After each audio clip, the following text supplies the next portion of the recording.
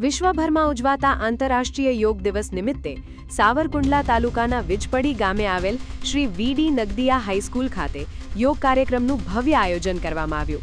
કાર્યક્રમમાં મોટી સંખ્યામાં વિદ્યાર્થીઓ, શિક્ષકો, આગેવાનો તેમજ ગ્રામજનો ઉપસ્થિત રહ્યા અને યોગાભ્યાસ કરીને સ્વસ્થ જીવન જીવવાનો સંદેશ આપ્યો.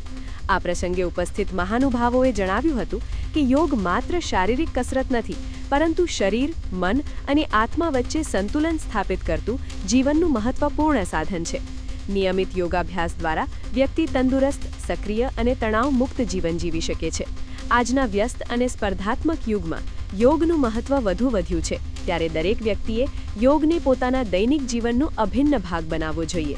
કાર્યક્રમ દરમિયાન વિવિધ યોગાસનો, પ્રાણાયામ અને ધ્યાનની પ્રક્રિયાઓનું માર્ગદર્શન આપવામાં આવ્યું હતું. વિદ્યાર્થીઓએ પણ ઉત્સાહપૂર્વક યોગાસનોમાં ભાગ લીધો હતો અને સ્વાસ્થ્ય પ્રત્યે જાગૃત રહેવાનો સંકલ્પ વ્યક્ત કર્યો હતો. સમગ્ર વાતાવરણ યોગમય બની ગયું હતું અને ઉપસ્થિત સૌએ સ્વસ્થ સમાજના નિર્માણ માટે યોગના વ્યાપક પ્રચાર પ્રસારની જરૂરિયાત પર ભાર મૂક્યો હતો.